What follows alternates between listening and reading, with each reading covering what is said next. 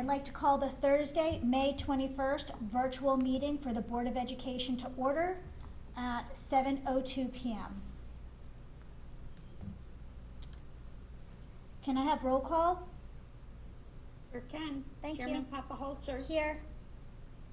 Vice Chair Candelora. Here. Secretary Sienna. She's fine.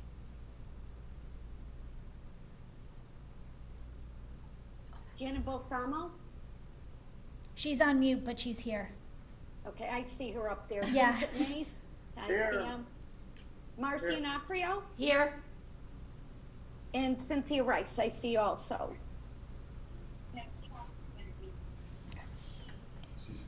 Got it. Can we salute the flag? I pledge allegiance to the flag of the United States of America and to the republic for which it stands, one nation, under God, indivisible, with liberty and justice for all. We have visitors on here, but there's no visitors on our, with us or online. So they're probably looking through with Facebook or to TV. There's no student representatives, so. Madam Chair, may I make a motion to amend the agenda Thank you. to have discussion and possible action on a voting member to serve on the facility committee? Mm-hmm. I'll second. Discussion? All in favor? Aye. Okay. Approval of previous minutes? I'll make a motion to approve the revised minutes of the February 20th, 2020 Board of Education meeting as submitted. Second. Discussion? All in favor? Aye. Aye. I have to abstain. Oh, Carolyn, Mary, Carolyn's an abstention because she was in the February meeting. Yes, got it. Okay. I'll make a motion to approve the minutes of the April 23rd, 2020 special virtual meeting as submitted. I'll second. Discussion? Roll call, Mary? Chairman Papaholzer. Yes. Vice Chair Candelora. Yes. Beth is not there, correct? I don't want to skip over her. Mm-hmm. Okay. Janet Balsamo. Yes. Vincent Mace. Yes. Marcy Onofrio. Yes. Cynthia Rice. Yes. And can I ask who seconded that, please? Carolyn, Thank you. you're welcome. We should probably say that. The superintendent has received a retirement resignation from Miss Cindy Genzano, English teacher at North Brantford High School, effective July 1, 2020. Marcy would like to make a motion to approve the retirement resignation of Miss Cindy Genzano, English teacher at North Brantford High School, effective July 1, 2020, after 36 years of dedicated service to the students of North Brantford, with much appreciation. Carolyn will second it. Discussion? All in favor? Aye. Thank you, Board. I'd like to just recognize Ms. Genzano for her incredible dedication to our students over her career of 36 years. As you know, or you've seen the show at the high school. She was our theater director as well, and spent countless hours before school, after school, working with our theater program and students in the play. So we're going to miss her, and we wish her nothing but the best. I would actually like to say something about Ms. Genzano, since due to COVID, she and I have developed a relationship because she is Trevor's English teacher. So I'm thoroughly enjoying Animal Farm for a second time because of Ms. Genzano. And it's really interesting to see her take in her curriculum and all her hard work. So That's Thank you, nice. thank you. Thank you, Ms. Genzano. All right. The superintendent has received a retirement resignation from Miss Charlene Ramsey, paraprofessional at North Brantford High School. Miss Ramsey has served the students of North Brantford for many years. We do not need to vote on that. Resignation is not a certified position, but those of you who know Charlene or have She's been here a long time. at the board meeting, she is always there present. She does a great job supporting our students, making sure that our paraprofessionals are well equipped to work with the classroom teachers. She's always there to support all of our educational programs. She will be greatly missed, and those are big shoes to fill. Absolutely. In her role as the head of the paraprofessional union. So Charlene, Happy we will miss you. retirement. Happy retirement. Thank you. Yes, Your absolutely. microphone. Thank you, Charlene. The superintendent has received a retirement resignation from Roxanne Hindinger, school nurse at North Branford Intermediate School, effective at the end of 2019-2020 school year. Roxanne has provided dedicated service to the students of North Branford the past 13 years. Oh, So, again, another very dedicated employee. Roxanne has been just such a pillar of strength working with our middle school students. She's been a great advocate for our students, a great support, a great help to all parents, and we wish her nothing but the best in her retirement, and she will truly be missed. Thank you, Roxanne. that's fantastic. Good luck, and enjoy that retirement. Though I bet she's gonna be on our sub list, right? Yes. Just checking. Okay. Appointments. The superintendent has received a recommendation to appoint Miss Brenda Sandstrom to the position of school psychologist at Jerome Harrison Elementary School to be placed on step 10, 6th year, effective for the beginning of the 2020-2021 school year. Make a motion to approve? Mhm. Second? So she's moving the motion that you just Mhm. read. Second. Discussion? Just, All in favor? aye. Just tell Mary. Okay. Mary, Carolyn made the motion, Marcy seconded it. The Thank you. I Sorry. wasn't sure if you could hear. The superintendent has received a recommendation to appoint Miss Allison Velchek to the position of school psychologist at North Branford Intermediate School to be placed on step 1, PhD Ed D 7th year, effective for the beginning of the 2020-2021 school year. Can I have a motion, please? So moved? I'll second. Carolyn? Discussion? All in favor? Aye. Just a quick comment before we go on. This is a shortage area, and finding 2 school psychologists that were highly qualified with a great background is like finding a needle in a haystack. And one of the candidates is moving from the deep south and was going to be returning to Connecticut. Saw our posting, and the timing just happened to work out where she came up and interviewed and found a spot to live and is going to be joining our staff. So we're really lucky to find these 2 people. I think, especially at this time, with what we're going through and what we're going to be coming back to, more now than ever are we going to need emotional support and support for our most needy children. So this is 2 great appointments. And I do want to thank Joan Williams for her dedication and stepping in this past year plus, filling in different roles in different buildings. She had retired from us as a school psychologist and came back and did a lot of our testing and a lot of support work, and we would not have been able to do it without her. So thank you, Ms. Williams. We're going to miss you as well.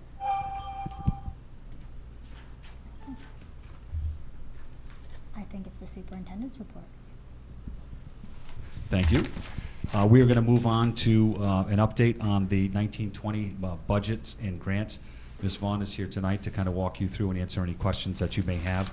You do have a paper copy in your, you should have anyway. Hopefully it went to the right house. And if not, the neighbors do. But any questions, Martha will be able to answer. Thank you. So just to give you a brief update, we are still in the process of reviewing all open purchase orders to ensure that our encumbrances are accurate. We're also in the process of looking at all anticipated expenditures through June 30th and all the encumbrances that are currently in the system, both for purchase orders and payroll. And along with payroll, with the fiscal year winding down, we're looking at all of our deductions and salaries to make sure that employees will have contributed the correct amounts for things like health insurance and TRB, and also making sure that the salary amounts they will receive for the full fiscal year will be accurate and equal to their contractual amounts. You will notice on the last page of the report, down at the bottom, there is a line item, it's called 890 capital. And in there, I added a brand new account number specifically for the 2% carryover as per the town council last month. And I already encumbered the $643,000, which is the 2% of our current operating budget, to make sure that we have that moving forward. The balance there that you see, yeah, my eyes are going, of 690, is it? That is still a work in progress. We, as you know from previous reports, that remaining balance continues to be a work in progress as we review. We're still putting in anticipated expenditures. And this is a new process for the district. So that's going to fluctuate throughout the next 3, 4, 5 weeks, because it was never done this way before. So it's changing the culture, getting everybody to understand what it is that I'm asking for, but we're gonna make sure that everything is accurate. So, What's the hard close of your budget for your fiscal year? so everything needs to be encumbered by June 30th, and then October 31st is the deadline where anything that is still open must be closed out. Okay. So after October 31st, if there's anything that's still on an open PO and is not spent, that's the point at which the POs must be closed and the funds are returned to the town. Okay. And you recall, that's how, from a year ago, we were able to purchase the software that we're gonna work with the town with, so. Yep. We Yep. won't be doing that again, they'll all be closed out, so, moving forward. Yeah. Yep. Okay, And good. also in your packet is a, it looks like a grid. Yep. And this is a report on all of the grants that we have in our system. I just want to, I forgot to include a number on here, so if you want to write in the current balance for open choice, you'll see there's no number there. The current balance is $129,000, so if you could write that in, I apologize for missing that one. Now, for the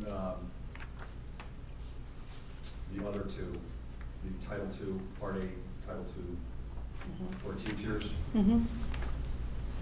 that column to the right, expenses from ED 111, and then that just carries over, so that's the accurate amount, the 29,203. And so for any grant where the award period ends on June 30th, 2021, those grants are what we call first year of a carryover. And so whatever balance is remaining as of June 30th will carry into the next fiscal year. And then we will use the carryover money first, and then go into the first year of the new 2-year grant Yeah. as soon as we need it. Okay, that makes sense. Also in your packet, there is a multiple page request for budget transfers, and this follows the same pattern that I've done a few times already this year. It's basically moving money from old accounts that didn't conform to the state standard to the new accounts, and putting the funds where the money needs to go. I did include a brief explanation for each budget transfer, so if you have any questions on a transfer or any of the reports, I'd be happy to answer them. If not here, you can always call or email me as well. I have a question. Go ahead, Vince. Are you there? We're Yes. here. Yes. Are you? So that I have a clear understanding, let's take the first section where it says employee life insurance with the account number and then $28,811, right? And that says transfer funds to the new district account number created for simplicity to go forward. Where on the budget sheet, what account number does that go into? Because I can't see where that $28,000, unless I'm overlooking it. So does, from numbers 111 down to 890, where does that transfer go into? Which account? So on the report that I gave you from the financial system for the budget expenditures, that report is done by object. It's a 3-digit number.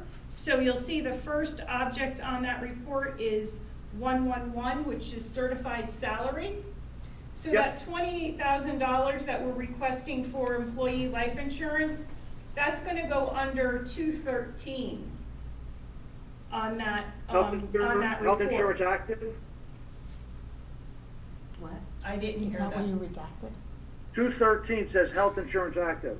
Active, Oh, health active. insurance active. Yes, that's correct. So the 28,000 goes into there? Yes. All right, but if it goes into there, how come I don't see it where it was deposited into there? All Because see I is haven't done the the transfers original yet. budget. These are proposed I mean, I'm transfers, just they're not looking done for some yet. Accountability as to where it went into. If you make a deposit into your checking account or your savings, actually see how much goes in there. I haven't the done the total. transfers yet, these are proposed. I wanted you to see them before they actually went in the system. So you're correct, you don't see them there. Oh, okay, 'cause I'm not crazy, I couldn't find those. You're not numbers. crazy. Okay. No. Crazy, but not about We're this. not gonna comment there. Good catch, Fred. All right, no other questions. I'll wait until the next budget report I'll know where they go. Thank you. So I actually have a couple of questions. One, can we start having our budget meeting as part of our board meeting instead of having it pulled out separately? I'd much prefer to have the budget meeting so that it's more transparent and it's on camera, since it is a public meeting.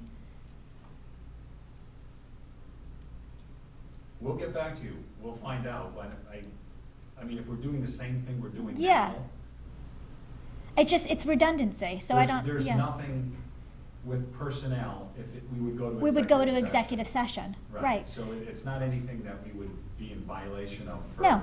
Years No. ago, when I first Do it. got on the board, I don't know how many years ago, but we used to have the meeting, our board meeting would be on a Thursday, we would have it 9 or 10 days prior, the Tuesday, the week before the board meeting. And the reason for that was if there were any changes or any further, like if she gave us this and there were any further questions, we had time to, she had time to answer them, to bring them to the meeting at that point. And then just because,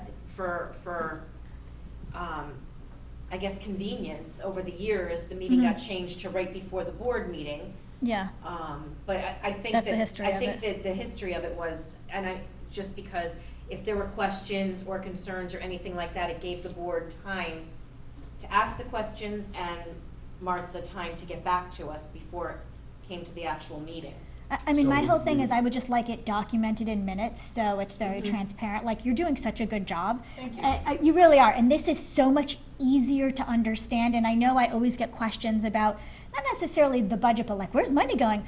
Now you know, like, they could participate, and it is an open meeting, and again, if we had anything that was specific to personnel, we would be in executive session anyway. Right. This is just a really good opportunity for us to give our stakeholders, which are the taxpayers, the students, and their parents, additional information, and, you know, then it's public record. We can do it. My other question is on the grants, which I love this, by the way. I didn't have a chance to read it because I did arrive today, very nicely in my box. But my day was busy with meetings, so I do apologize. Is there any, I know that the school choice, or the open choice, Marcy, what do I call it all the time? First choice? I always call it first choice, but it's open choice, has flexibility in spending. Do any of the others, because I know typically when you write a grant, it's written into the grant. So when I write the grants, I try to make sure that there is some flexibility within Okay. it. I always contact the state and talk about what language is acceptable so that I'm not pigeonholing us into particular products or things like that. But for the most part, I have to stay within categories. Okay, So like the IDA grant, we use strictly for salaries. but we don't Okay. have to write which salaries. Okay. So things like There's, that. okay. It was brought to my attention in curriculum, and I don't go to curriculum all the time, and that's not my area of strength, admittedly. But you wanted something for science? I am going to get it. You are gonna get it, but I just wanna know how you're gonna get it, because I need to know. So I have, out of my, We need to know how it's gonna be gotten. the Right. curriculum I don't know budget. what we're getting, but it sounds exciting. So it's the K-5 science Oh, the curriculum, curriculum. which Right. costs approximately $34,000. I'm also buying a 6-8 science curriculum, but that will be completely, that's $70,000, but that will be completely funded through SIG. Okay, So some of the So that's the others. school improvement grant. okay, So some of the Oh, other okay, things good, that I good. will buy at the end of this year, I, having been in the district for a few years, have learned to not spend frivolously. So I kind of, when we Okay. anticipate something happening, I will make sure my funds in the curriculum office, my own budget, stays as intact as possible.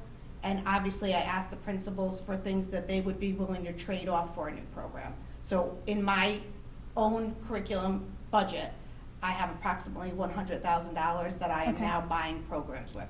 So it Okay. is curriculum money, that should be used for Okay. that I have saved throughout the year. okay, That's fantastic. okay. Okay. Any other questions on budgets or grants? No? Okay. Okay. Thank you. Moving along to distance learning, before I turn that over to Tracy, as you are all well aware, March 13th was our last student day with our pre-K through 12 students and staff members actively on campus. And for the last 2 months plus, we have been navigating our way through distance learning. I want to compliment our teachers and our administrators for their flexibility, their patience, their willingness to not only balance the challenges of working online, but the challenges of their lives and whatever they may be dealing with that come into play that can interfere with instruction from their homes. We all know what that creates, and they've been outstanding. A number of staff members have stepped up and offered tutelage to many of our staff members through little casts that they've been doing and professional development. So I want to thank all of them publicly for their hard work and their efforts. We don't know what next year will bring. We know that we are hopefully working towards our ability to go back to on-campus live learning with staff. That being said, we also have to plan should we not be able to return for the start of the next academic year. And then this summer, we are going to have to really adjust to how we are going to accommodate the needs of all of our students. We've started to have those meetings, we've had those conversations, we've looked at scheduling, we've looked at facilities, we've looked at square footage, we've taken into account transportation and a lot of the factors that would play into what this would look like. But we just don't know right now. The most frustrating thing is to get into these phases and not know directly how it impacts our public education. And as you know, if it impacts our public education, our students, it's going to impact the parents at home that have to provide care for our children. Scott, do you have a COVID committee? I don't know what to call. I'm sure that's not the appropriate name, but that's really what it is. Do you have a COVID committee? We have our central office staff that we work through with our administrators, and then I work with Dr. Nolfo. Next Tuesday at 1 o'clock, I'm having a meeting with Rob Nolfo, who is the health director, or no, excuse me, I'm sorry, he's our medical advisor. He's our medical advisor. And then Mike Piscatello from East Shore Health, and 2 of his staff members. So I'll be working with them, with Cindy Torello, and then Suzanne Wright and Tracy and Martha will be there. And we will have discussions about. Are the school principals involved? They will be involved. Okay. They're constantly interacting with their Not groups. that I'm trying to give you guys more No, work, but I'm just curious. that's a good question. They're constantly interacting with their professional peer groups and what they're doing. Okay, so everyone's And- kind of bringing it back. And then we all share on things, the guidelines that we have to adhere to Mm-hmm. that are released. So we're hoping that it's going to be a little more timely in the release of some of the restrictions that are going to be either loosened or if they're going to continue on as soon as possible, because the budgetary implications for these are great. When you start looking at schooling kids every other day, or half class size, or limiting numbers on buses, or all of these things that are up in the air right now, we need to order, and we are ordering, we have ordered a great deal of PPEs to prepare for next year. But obviously, the earlier we find out, the better. You've probably noticed I've been starting to push things through CABE, so just like as I'm getting it. Right. So I'm sure you're getting it too, Oh, we because get it. you're Yeah. getting it too. Yeah, I'm we all getting get it. it. Yeah, we all I'm get trying those. to track the Commissioner on Education, Cordona, like, do we have like, at first, I know we need to get through graduation, and we've talked about this. We Right. have to get through graduation before we like really start putting our feet in the ground, but are we gonna have like a plan A, a plan B, and a plan C? We're gonna have based on, to. because we might need to be fluid.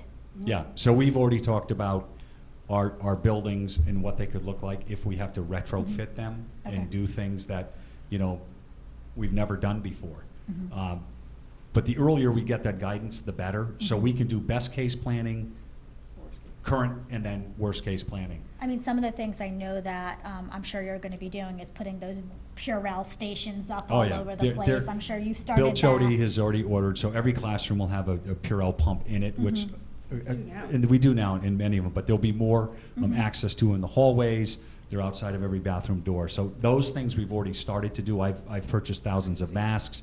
I've ordered about 20 thermometers. You purchased that fogging machine, the We have- fogging we have- machines? We have communication on 4 fogging machines.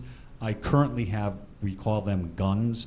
So I have electronic ionized guns Mhm. that spray all surfaces, door handles, and everything. So they are already in every building. And we got those about a year ago when we had a bad run with the flu. So the administrators will nod their heads, and they know Yeah. that, I don't know if they can hear me, that those guns are out. We're looking at more of a larger span Yep. piece of equipment that we could have 2 people cleaning at the same time, a backpack and then one in the handheld to Yep, get all yep. flat. So all of those things are in motion right now. Because that really like cleans in minutes. Yes, and I you mean, have it's to. a big school, so it doesn't Yeah, clean the and school you in know, minutes, but it cleans the there's space going to in be a minutes. lot of ownership on Yeah. staff and students in the classroom, Mhm. and hand washing and distancing, and even children, older kids, be able to wipe their desktops and Mhm. have a spray bottle and wipes. And if we're going to do it the right way, we're going to have Yeah. ownership at every level. Yep, Are absolutely. you also looking at the food? Because I saw from the CDC. Yes, so we've already had conversations about protective screening. Are they allowed to do food though, or is it all prepackaged? Because I know for the summer camps, they're talking Yeah, about prepackaged. summer camps will be different. That's a whole nother So packet that's of not information. That's not implementing our school system then during. Well, it's kind of what we're doing right now when we're doing the homeschooling, which is about 300 students a day now that we're feeding. Yeah. So as we get further into knowing what we're going to have to do, we're certainly going to have plexiglass Right. shielding. We're going to have to separate. We're going to have to add more tables. We're going to have fewer kids in the cafeteria. No We're- buffet style. We're going to have to, no, and all of those things And are. I don't even know if they'll let you use cafeteria. I mean, as of right now, you can't use the cafeteria. All the kids are in their classrooms, like So, once when it goes. again, we're really No waiting on communal information. area. The sooner they get it to us, the better. Yeah, Yeah. exactly. And that's been a point of frustration. Yeah, Yeah. For many of us, that we want to know. The sooner we know, because as you know, we've been talking with It our. is what it is. We We've been just have to talking deal with with our it. senior class and holding out that ray of hope of just maybe, just maybe. But if you look at the phasing now of when phase 2 starts, Yeah. and then when phase 3 starts, phase 3 is in July, Mhm. latter part, and it maximizes with 50 to 100 people being able to congregate. You can't do anything with that. Yeah. So, again, I So- kind of got off track here. That's but- okay, so we'll, as we move along, like maybe at our next meeting, we could flesh out a little bit more what A, B, and C options, or A and B, just what it's kind of Sure. look like. so I we think could when we give hit more meat to June, the- when we get into June, we're gonna Oh my they're gonna gosh, have to give us I keep thinking more. we're in June, it's No, wishful we're thinking. not there yet. There's Right. 14 days left of I- distance learning, and then. Who we're gonna told be- you that? And then we're gonna be, hopefully. Brandy Little told me that. Hopefully, we're gonna have a real strong feel and direction for where we're Mhm, going. okay. And that will lay out A, B, and C, what it's gonna look like, what we're gonna do. Okay. All right? So Tracy, I don't know, I kind of, went off on a little tangent there. Pass fail, Tracy, pass But fail. you can So go, if first, you want we're to gonna talk about speak about distance learning. distance learning update. So the distance learning update, our change, distance learning 2.0, was made back for May 20th, actually for April 20th, when we returned from April vacation. That plan and that version of our continuity of learning plan is still in effect. So it hasn't changed much. What has changed is the frequency in which teachers and students interact through dynamic interaction, which is that live interaction. We have, as part of a survey for administrators and teachers, some of the information that we've received is that there are only, at TVS, we only have 3% of students who are participating at a minimum basis. We have no students that are not participating at all at distance learning. At the middle school, again, there are 0 that have not participated at all, 2% at minimal. At the high school, we have 5% that have not participated and 10 at minimal participation, but for the rest of the students, it is either partially to fully participating. How do you define partially and fully participating? So partially has connected several times after in-person class cancellations, but may go for more than a week without direct live contact. And these definitions come from the state. Yeah. So we Live have. contact is like, I don't go on Zoom ever, but I'll email my teacher and I send in my assignment, so I made contact. That's contact. But we are asking that there is dynamic interaction and that work has been handed in. So it's not just about you making contact, you have to have also handed Is in the work. work considered live Yes. contact? Okay. Well, you have that's to be not live alive. contact. Well, you but have to be that's- alive to do yes. the work.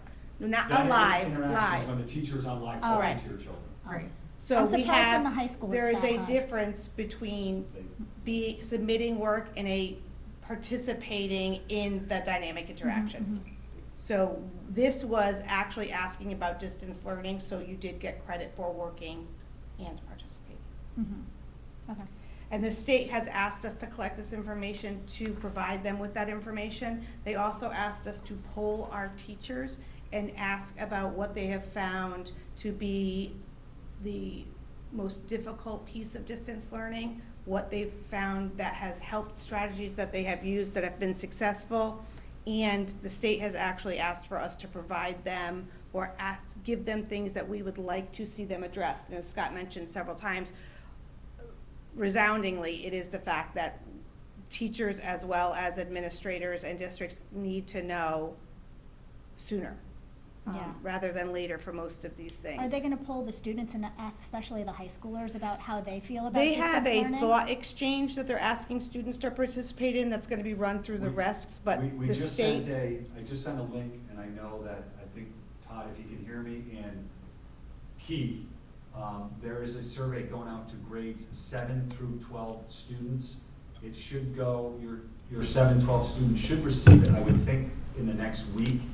And then Is it a link that I They can, go online Click on it. and take it. can I yes. post it? Because these kids aren't reading It's this. gonna go specifically from the administrator directly to The kids. them, to the kids. Every kid was gonna receive one. We could send a connect Every- ad out, call to everyone. remind kids that Tomorrow. it'll be there. Because they only want feedback from kids. They don't want it from parents. Right, but I'm just or- saying, like, the way that kids are learning now, you forget I have a high schooler and a middle schooler, so I You'll have get two. firsthand, I know, but I see firsthand what's going on. I'm surprised those numbers are so low. I would think that they would be higher as far as the non-participating. And I can tell you the feedback, and I see and hear from a good amount of students, and distance learning is not a successful way to continue learning for this age group. I would say for any age group. Right. This I is- agree. Well, this in is not the college, norm. educators are set up to teach distance learning because you have the option. You Right. have the option to do online classes, you have the option to do a hybrid, you have the option to have a full college experience. Well, we're preparing them for college early then. No, it's not. So it's really like middle schoolers and high schools just don't have the maturity to No. stay on task like that, so I don't And- even know and that many they'll have the college maturity to fill out the students survey, Many frankly. college students But- don't have. I have 2 college students. I that have are one. Very different. Yeah, And so believe me, I just feel like the kids don't have a voice and they're kind of lost in this, and I'm super happy that we were hiring 2 psychologists because I think the long-term fallout of this on mental health is gonna be significant. Right. So So that, you will get those two surveys in your house within the Yeah. next week. we have been frequently surveying students, but that is the state asking for feedback. yeah. So we will, again, promote it through e-blast as well as we'll send a phone Yeah. call home, please asking everyone Yeah. to make sure that they log on. Perfect. Teachers have also said that since they were encouraged to go live and interact dynamically with students, that they have found that not only work amounts and quality and quantity have increased, but that participation in those virtual meetings has increased a little. So that's good. Obviously, our teachers are apprehensive that as the weather becomes nicer and it gets closer to the end of the year, but everyone is doing their best, and we expect, obviously, with the help of parents and students, we'll all get through this. So that brings us to the next piece, which is the pass-fail. I have to say that it is a very difficult task to balance what is right for students, what we can use as a motivating factor or a motivating instrument to have students participate. But our pass-fail option came as, our pass-fail grading policy came as a result of direct guidance from the state of Connecticut. So in the guidance from the state of Connecticut, it specifically says that they would like us to do pass-fail, as well as not include averages in GPAs, because they would like it to be consistent. We all know how I feel about that. Yes, we do. That's why Yeah. I'm looking at You, you. so everybody else knows how I feel about it, since it's not a secret. I do not agree with this policy, but it did come down from the state. So, I mean, it's not like the administrators worked in a vacuum to create it. We did not. It pushed down. I feel bad for the kids on multiple levels, as far as there's no motivation for them to do well. Their GPA is already calculated for the high schoolers, and really it was kind of confusing to read, and Todd was kind enough, and Greg was kind enough, and God who only knows who I was talking to explain it to me, but it really took the motivation out of the high achievers and the low achievers all at the same time, because, you know, it doesn't really sway your grade at all. But the bottom line is you have to do just enough so you don't get enough. And that's just kind of sad. And I think that's what the state needs to hear, that, you know what, yeah, we've met all these guidelines, we are pushing kids through, but this type of learning is not successful. It's a stopgap to help Absolutely. with these. It's short-term. This is a short-term solution. It cannot be a long-term measure. Right. With, of course, keeping safety in mind. We have to, of course, keep safety in mind, but I really do feel bad for these children. If, With that being state mandated, was that the? It's not state mandated, so the exact wording is, we suggest that schools adopt a Recommendation. locally guided pass-fail protocol for grading while providing continued educational opportunities. And it goes on to say later on that we anticipate that these uniform grading policies across the state will create a consistent grading scheme for evaluating all Connecticut students by post-secondary institutions within and outside. Options too, or was that the only thing? That's I what they, saw that, it- literally what I said to you is what they suggested we do. Okay. So, and then they also gave you, it was pass, fail, I- and pass with distinction, which we have also Yeah, you adopted. adopted that. And then that was their guidance from the state. They did Okay. not tell you to, put this option in, this is what they said, and clearly indicated that they hoped that districts would stick to this so that it would be uniform across the state, and it would give the opportunity for post-secondary universities and colleges to look at all Connecticut students the same.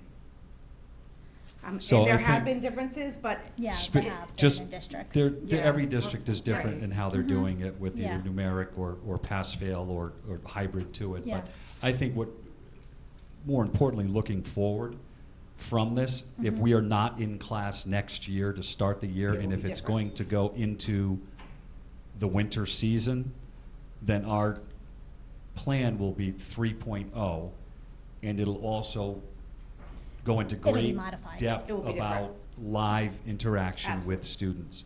So, you Okay. know, this has been a 2.5-month Yeah, challenge and learning curve, that if this continues on, you have to look at these students that if you're a junior in high school and you've missed 2.5 months going into your senior year, you're going to miss another potentially 3 months, a second season, all the other extracurricular activities that many of our students are involved with. We have an unbelievable number or percentage of kids who are involved with multi clubs and activities and sports.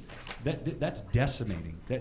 That's really a punch in the gut for our students. We're going to have to adjust to it. We're hoping they're going to adjust to it. So this plan is fluid. It's going to change. And I'm hoping that in the next 4 to 6 weeks, we're going to see the types of gains that we're going to open things and we're going to be able to start getting back to some semblance of normalcy sooner than later. Because over long terms, this is not healthy for anyone. Right. Anyone. It does show us, years ago, when we were first able to start distance learning in terms of Google Classroom and videos and flipped learning, even then we were hesitant, saying that is not the best mode of learning or of teaching, and it's true. There is no replacement for teachers and students working together in classrooms. And it's that relationship, honestly. It's really that relationship. Which is why we're going to have difficulty if this goes into next year. We were fortunate that Yes. overall, our teachers and students have wonderful relationships. So that's what made many of them motivated to go live and stay engaged with their peers and their teachers. When you start a year off, it will be very different. Yeah. Now that you guys have this implemented, when there's like a snow day, would you just let them do an online I was just class gonna on say Zoom? I Should think- never, I- ever be another snow day. I think that's another Ever. discussion, but as long as we are a district that can go one-to-one, I think that the possibilities are absolutely Because I there. know, the reason why I was asking is I know Notre Dame doesn't make up their snow days because it's a private school, but they've had the online learning up and going a while ago, and that's how they did their snow days or whatever. They were able to, So one of within. the positive outcomes of this whole situation has been that our teachers that may have not moved as quickly to learn things like how to present material or assignments or grade through Google Classroom did learn it very quickly. yeah. And now that we have that ability, I agree that I think what this does, while we would never replace students and teachers in classrooms, Right. it does offer a different modality so that teachers can support students in different ways and do things, as we said, if there is a day where people can't get to school or even a student can't get to school. There are so many things you can do now, like present all of the notes from a smart board in your Google Classroom, so even if a child is absent, they have that experience. Yeah. And just even to mention the tech piece that goes along with that, we had well over 1,000 computers out in the community, and we had teams set up in the buildings that if a computer went down, we had drive-through service. I was at the middle school the other day, the tech person walked the computer out, the staff member rolled her window down, Chromebook went in, Chromebook went out, it was all ready to go, she drove off. And that's happened for many of our students Yeah. as well that Absolutely. have had any problems. So there's so much coordination that goes on with this. And there's, we had a couple of students who didn't have Wi-Fi connectivity, and we were able to get hotspots and provide them with that access. So overall, big picture, looking at the complexities of all of this, we've really had great success with it. We're feeling the emotional strain of it now because it's been 2 months. Aside from the educational piece, just not being able to go anywhere and to socialize and see friends and go into, a store. That in itself is a great challenge. Now you couple the educational piece. I was dropping a packet off today, and 2 little kids I was talking to in the driveway. We want to come back, Mr. Schoolmaker. We want to come back to school. We miss our friends. We miss our teachers. So this spans pre-K through 12. Yeah. It really does. Yeah. So. And just quickly, with our pre-K, we are amazed what our Smart Start classroom is doing. Mrs. DeSorbo has those students online just as the students at the high school do. The problem is that we're relying on parents for a lot of this, and we have to thank them, but also be cognizant that they will be returning to work, and things may become more difficult as we move forward. And a shout out to Mr. Sorbo. They did a drive-by parade for They her did. birthday by her house, and all the little kids from her class and the parents had signs and wished her happy birthday. Oh, nice. How great is that? That's great. But And for many of our us- staff members have done Mhm. home visits on students' birthdays and have read books in their driveway to them from a distance, gone by houses, have sent things out. I'm missing so many of the things that have happened. I know. Absolutely. But I And- do get bits and pieces from my administrators, and it's been wonderful to see. It really has. I mean, everyone has stepped up, and we use the preschool as an example because we are saying even our youngest learners and our teachers of our youngest learners are making sure that everyone is connected. We're not presenting lessons online from start to finish, but our teachers are connecting with their students to make sure that they're okay. So, any questions about that pass-fail? No one loves it. Again, we I have to don't, but I accept don't it. think, Yeah. exactly what you ideal, just said, but- I don't think Yeah. anyone loves it. No, No. no one loves it, but we Anyone- have to accept it. Exactly, so I think we're doing the best that we can while making sure it's the best possible for our students. Yeah. Ava was cute the other day. She was stressed out over a grade. And I'm looking at her, I'm like, it's pass fail. Get over it. And she was really upset. It's never one size fits all. And with, as Tracy mentioned, with the modalities and how kids learn, and you know, it's the greatest challenge. And that's, we're getting through it, and Yeah. we'll grow from here. And again, a testament to parents, teachers, families, the community.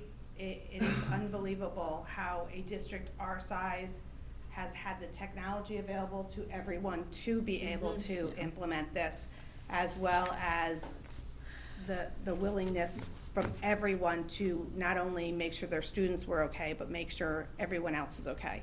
We have, as Scott mentioned, a team of people, 2 teachers voluntarily got certified as Google Classroom trainers, which I think there's 25 in the Northeast total. We have an ISTE certified teacher that's the technology standards, who are helping our teachers and making sure every step of the way, along with our technology team under Bruce Williams, to make sure the teachers have what they need as well. You know, it's funny, because I did not know, in all honesty, I don't claim to be any person skilled in technology. And I didn't really know what Zoom meetings were and how to do it until this all came about. And it's kind of funny, because I'm still trying to, on a smaller scale, run my business in my home. And I've got my husband and my daughter home working too. And it was funny, because my husband had to go on a Zoom call, and one of the kids goes, okay, they're on a Zoom call, that means we have to be quiet now. And I'm like, they've learned, like, you know, because I've got a couple school-age kids that come with me in the afternoon because their parents have to work, and they're bringing their computers and they're doing their online learning there too. And, you know, you're saying, you know, they're on Zoom with their teacher, you know, you gotta be quiet. And Out of this will come those things. Yeah. That students have exposure to things that they probably wouldn't have. And that we're going to make sure that all of that contributes to future success in how we present things and how we support students. yeah. So, graduation? I'm gonna roll to reopening and then do graduation. So, Okay. if you follow your agenda, oh, wait a minute, it is graduation. Oh, no, That's school school opening. School opening. I just handed a quick handout. I will scan and send to my other board members, so you have these. They're color, I will make sure I get them to you. But it's just a quick check guide from the CDC on reopening. Now, we don't have anything yet, as I mentioned, that's concrete about reopening the schools or what's gonna happen. But for summer camps and camps, these are, if you follow down the guidelines, and you have to do X, Y, and Z. If not, you have to meet the safeguard first. If not, stop, you're not ready to open. So all of these things are going into play, and this will be our conversation next week when we have our meeting with East Shore Health and with Dr. Northwell, our medical advisor, on how we can effectively check all of the boxes. The second thing I'm not gonna hand out to you is from Governor Lamont, the rules for operating summer schools. It's a 14-page document, and it's a real, I'll be honest, it's very challenging for us to think that our staff would be charged with effectively and efficiently doing all of the things we have to do to run our summer school. The resources expended in masks, all the children in masks, all the staff in masks, separation on buses, no more than, you know, within 5 feet, 3 seats apart. So we're really going to have some healthy conversations next week about our summer schools. and what they will look like if they were to stay partially virtual, which we really don't want to do, because these children need to be in a classroom. Would that not be a good dry run, though, for the school year? I mean, I'm gonna, To do the to do summer live. school, yeah, would Well, that not we're- be a we're- good dry run? We're gonna have to. Yeah. Um, I mean, it's like probably almost overwhelming to see what it is. Yeah, but a lot of But- it, I think a lot of it we'll be able to accommodate. And then kick the date out to July Yeah. for a start date. So next week, we're gonna have a pretty good idea of things that we need to do. Yeah, just because I mean, I'm thinking that summer school is so much smaller than the Oh, yeah, larger the numbers population are- as a the whole, so numbers this have is a good increased. time to like The numbers Pilot? have increased, yeah. the program. And that's draft, I actually have one, that if you see in Scott's, it's a draft, and I think Yep. that this is specifically listed as a draft, because once the second, as Scott said, once that phase 2, June 20th comes out, Yeah. I'm sure that there are going to be modifications made to the governor's executive orders that allow us to do a few things differently for summer school, which is why they asked us to wait until June 6th. Yeah, yeah, absolutely. Right, and it gets into detail about, testing and contact tracing, health screening, what we would have to do. Any student with a temperature over 100, notification of everyone in the classroom, the parents, everything, the sharing materials. So it's a whole laundry list of protocols, but I wanted to share that. The other thing is for our summer camp, some of the guidelines and restrictions have come out, and if you have more than 30 students participating in your summer camp, you have to contact the state and receive clearance to do that. You also have to have more supervision, no groups greater than 10 in your camp, in your classroom, in a specific amount of square footage. You can't commingle your camp members. So these are things that, again, next week with the meeting, we'll walk into the buildings. Yeah. This is what it would look like. Can we do this? What's your recommendation? How do we set up a nursing station so that we could hold a student if they were showing symptoms, see who they've been in contact with, and go through a whole series of checklists. So that's to be continued as well. So that's camp, summer school, and as I get more information on going back into Yeah. potentially opening, I'll get that to you as well. Okay. Any questions on any of that reopening? I know we all. Everyone has questions, We all have just questions. we can't answer but there's anything no right now. answers either. I know, it's like we could ask, Or but, comments. yeah, we're starts at holding the the top. comments because it doesn't matter right now. Yeah, give us some leeway, So- give us some guidance. Graduation promotion, that's probably the hardest thing right now to talk about because of, it's really for our seniors. And that doesn't take anything away from our transitioning fifth graders to sixth grade or eighth grade to high school. They're all very important, and they're parts of a child's life and passage that are something we want to celebrate as families and as a community.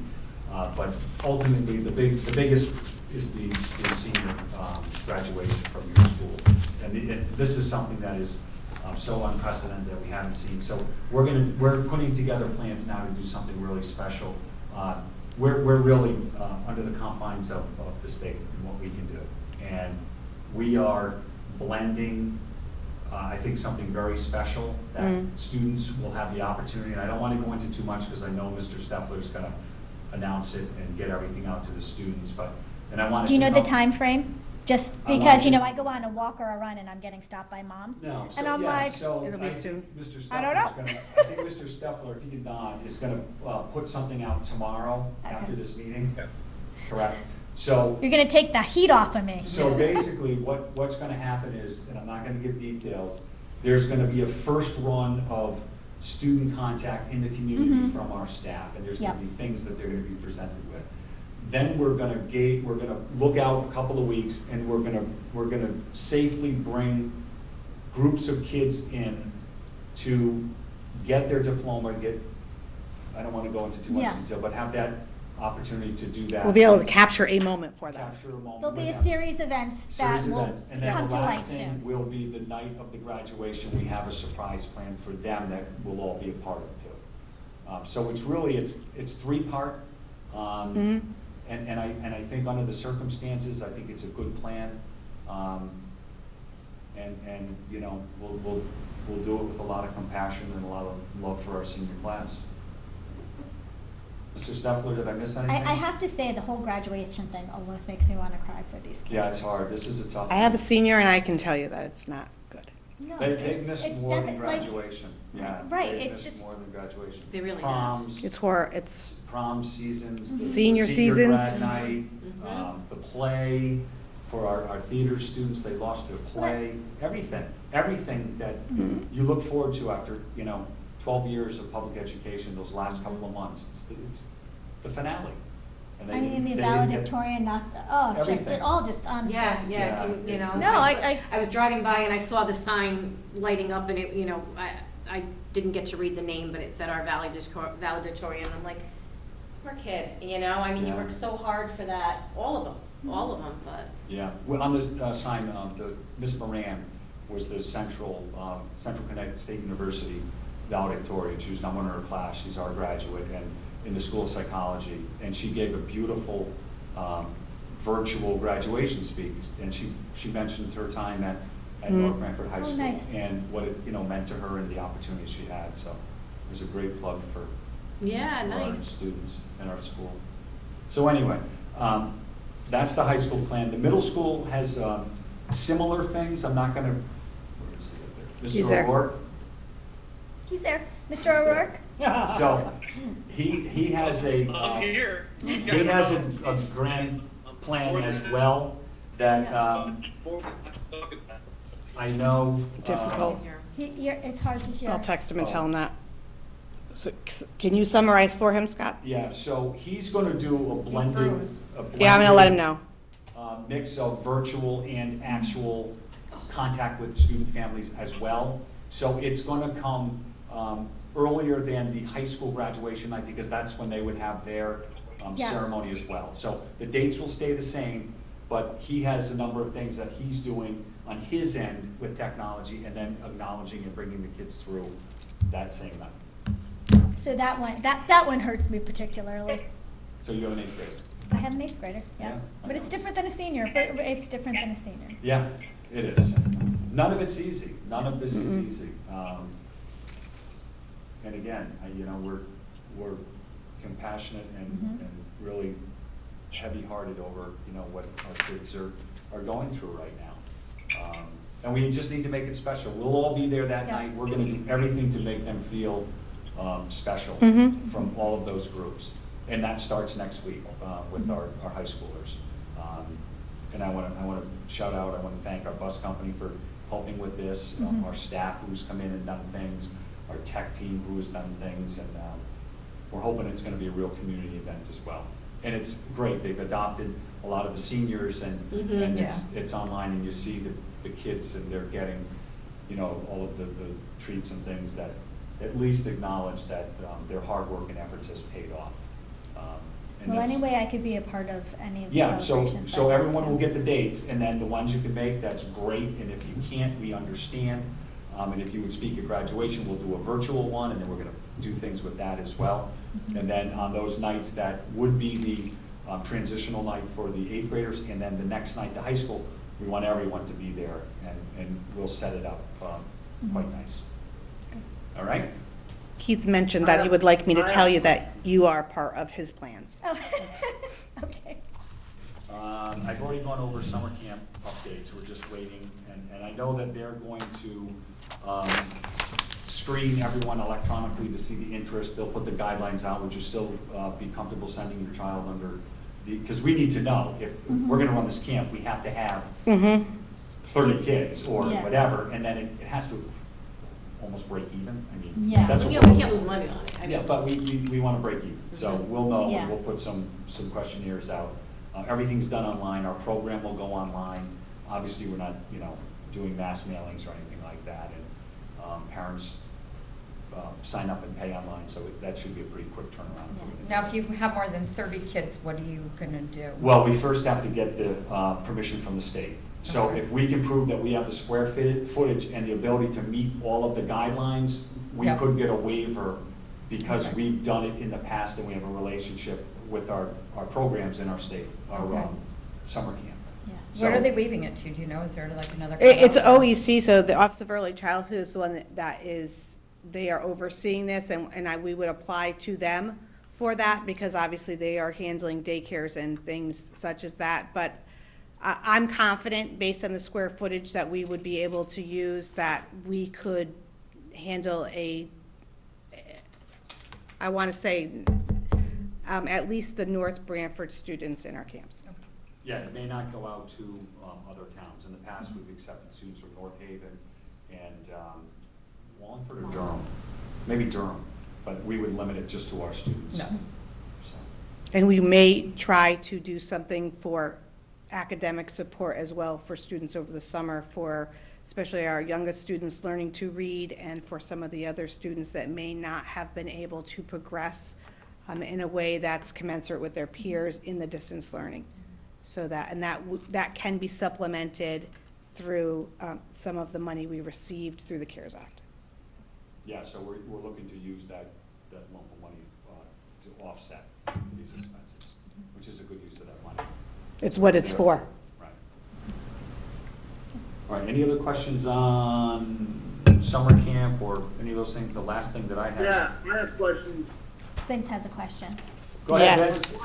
Unfortunately, Scott, you're away from the microphone, and a lot of times you lower your voice. I didn't understand anything you talked about. So I'd like to hear from Todd and Keith, because I know they've been waiting, and I'm sure they're involved in the program. At least I'll be able to, I don't know if anybody else could understand you, but I had a really hard time struggling, trying to hear what you were saying a lot of times, because you're away from the mic and there's like an echo. And I couldn't understand you. So I'd like to hear from Todd and Keith what their plans are for the high school and the intermediate school, if you don't mind.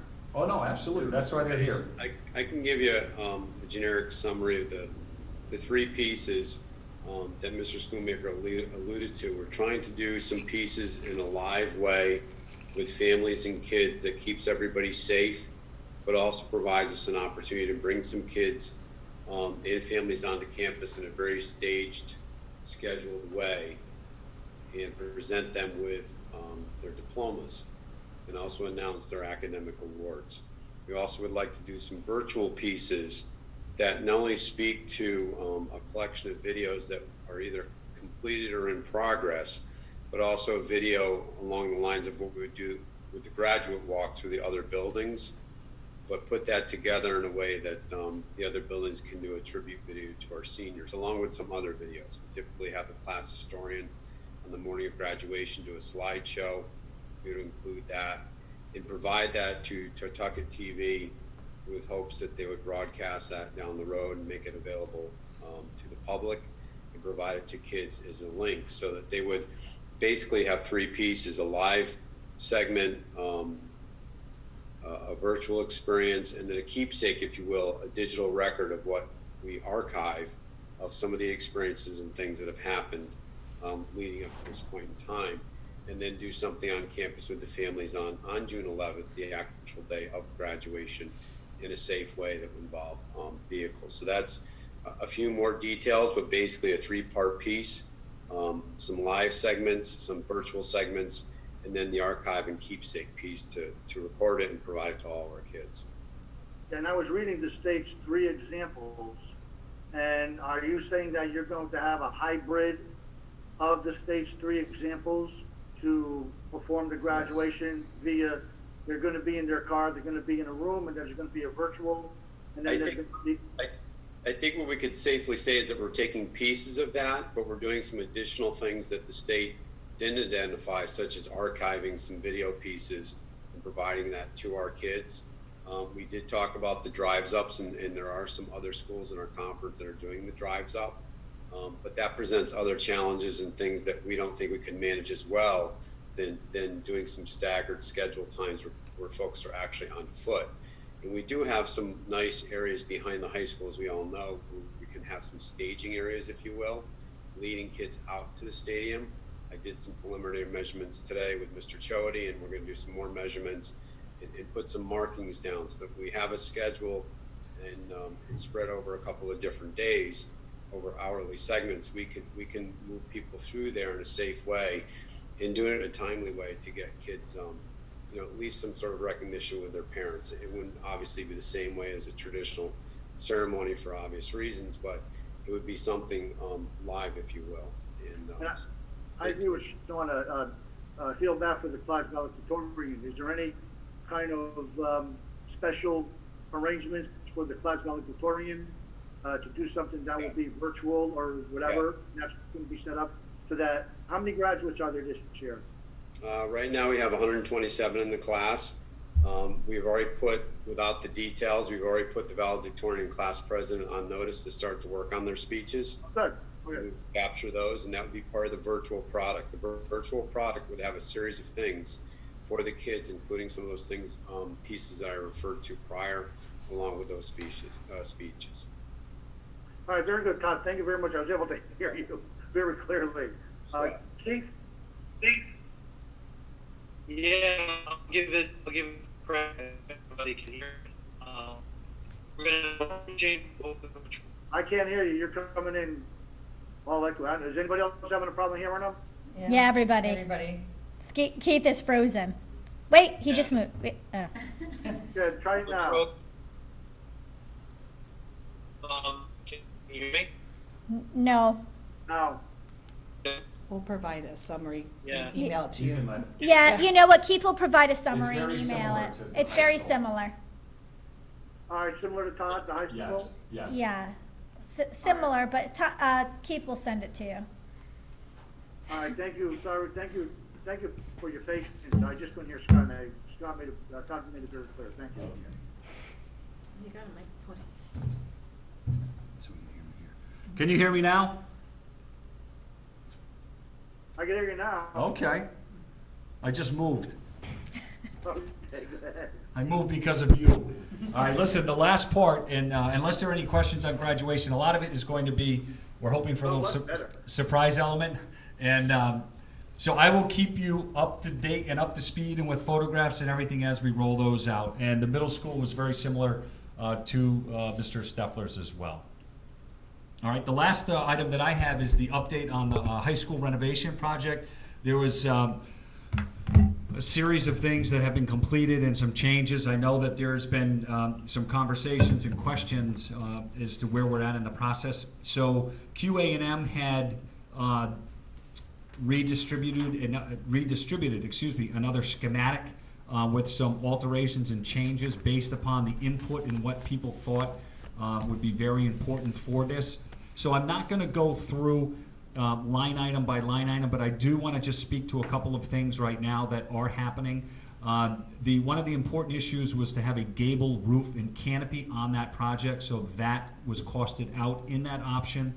And what that did was eliminate the solar panels on the roof and go with a more traditional heating and cooling system, so he was charged with looking at that. Then he was charged with taking out some of the square footage to fall within the state guidelines to get a cost that would be more competitive with a renovate as new versus a new, which he did. And then he was going to get ed specs drafted and sent out. I'm expecting those probably tomorrow or early next week, and the administration will start working on ed specs. The environmental engineer was on site and will be there again tomorrow, starting his 3-week process.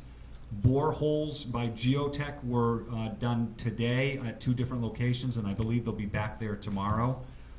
So we are moving along in that process as we speak, and the important thing for tonight is to have a board member appointed as a representative for the committee that the council formed a couple of weeks ago for facilities and updates and renovations as we move along. So are there any questions on the high school? That it's really the boreholes were being done, the environmental studies are underway. Ed specs will get started next week. We'll get that committee formed, and then we'll, be ready for the next step in the process. And we I have a have, question. You what? Here's the question. I have a question. Okay. Talking about the new school, somebody did bring up an interesting point of view the other day. Now that we're going through this pandemic, how are we going to ensure that the new school design will be designed as opposed to the past decades to traditional learning, be designed to the current dilemma that we're facing? And I thought about what this person said, and you know what? has anybody thought about that to say, wait a minute, we're talking about building classrooms and these rooms and this, but yet we're going through a pandemic, and are we going to be able to address this situation because we don't know how long this is going to last? Just to throw it out there to see if anybody else has any ideas about this. Sure, I think that, you know, obviously with the ventilation in the building and things that we're talking about, that in order for us to reopen our schools, all of those conversations will be blended in for the number of, you know, hand sanitizers that are mounted throughout the building, the nurses' ability to have a large enough area to quarantine students, better air ventilation in the building. So those things will come from this. But I think structurally, your building is still going to be, you know, based upon the learning needs of all children. We're not going to build the building around the potential for illness. We're going to take necessary steps to be able to ensure that we've done everything we can to help the spread of the flu or a virus. Okay. There's nothing you can do unless you put kids in a bubble and send them. So I hope that answers your question. We're not going to be able to, you're never going to be able to construct anything that eliminates the risk of somebody, you know, getting sick with the flu or anything else. But we certainly can do things with, you know, design and ventilation and spacing and things within the classroom. I'm just saying that the residents of North Brantford may have to vote on this. And people out there are talking about certain things, bringing it to the board's attention and to your attention, that they're not mute out there. They're thinking about, okay, we're going to spend millions of dollars, and that was one of the issues coming up, saying, is this new school going to be designed for the 21st century, or is it going to be designed the old way? Oh, no. It's 21st century learning. We'll be compliant with all of that. We have to be to get state funding. And obviously the safety piece around ensuring student safety with access points and all the measures there. My comments are based upon, there's only so many things we can do in building a structure to try to decrease the potential for outbreak. But as you know, and you know, there's some things that you just can't do. Kids come to school when they're sick and they shouldn't. Staff members come to school when they're sick and they shouldn't. So we're All gonna. right, thanks. I appreciate the answer. Thank you. I just wanted. Yeah, no, absolutely. In case you're in a public forum and that question may come up, you guys be prepared for it. Yep. It came up to me and I just bring it to your attention. Thank you. Absolutely. That's it for my report. Okay. Do we need to make a motion or a nomination? We need to have discussion. Yeah. Is anybody interested in being on this committee? So, Carolyn, Elizabeth, Jana, Cindy, Vince, is anyone interested in being on the building committee? I said I was from the beginning. You said you are interested, Beth, from the beginning? Yep. Okay, that's right, she did. Okay. Could you share that there will be many evening Yeah. requirements for it, because it's not just the high school project. It could be a roofing project in a building, it could Okay. be, so there could be multiple things, it's not just Can you the hear high Scott, school. Beth? Yes. She And- can hear you. Okay, and it's not just the high school, it's multiple potential for any of the 4 buildings plus central office. Okay. And the span of the project for the high school would probably be 3 to 4 years potentially, when we start and when we complete, and then when closing the building out. I just want to make sure everyone is aware Yes. that Commitment. the time commitment is great. She's, Yes. Okay, no, that's it. That's all I wanted to put out there. okay. A suggestion possibly, Mhm.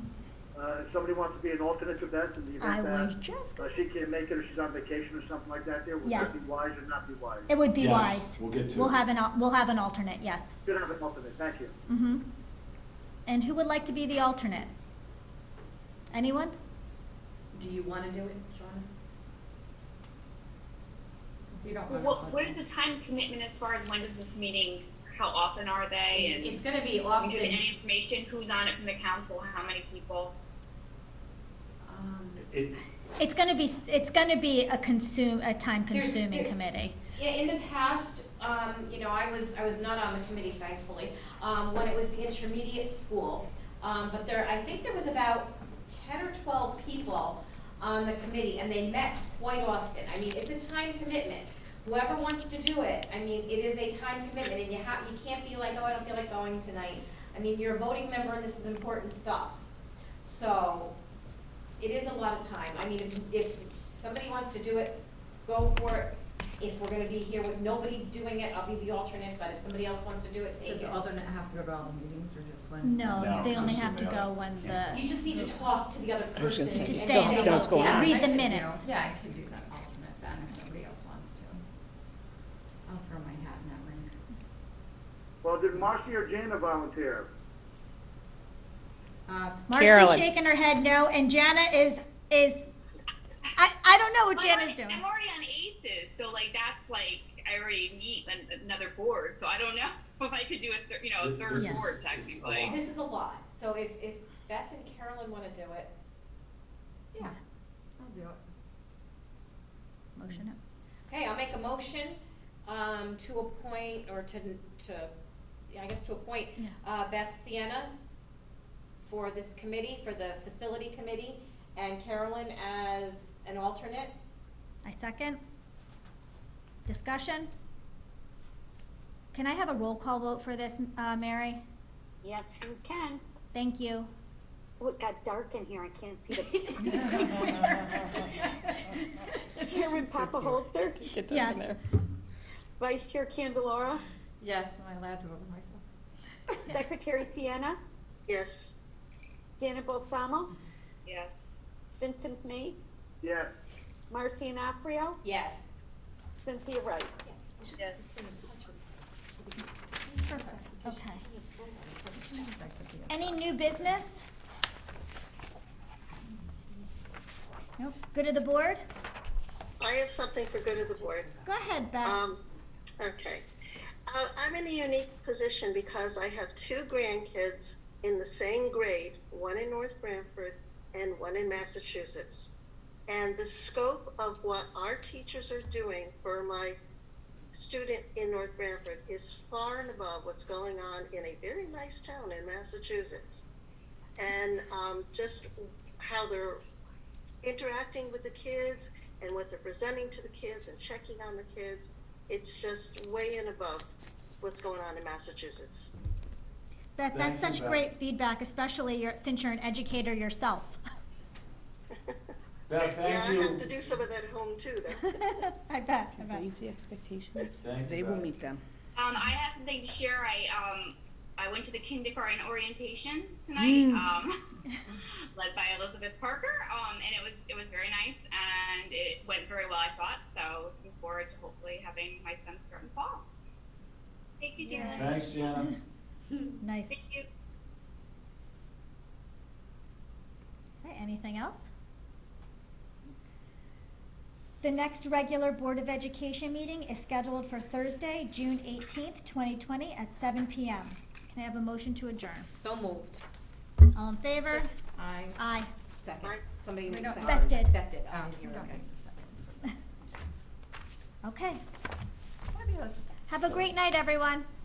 Thank you. All right, stay safe. Stay well. Thanks, Beth, you too.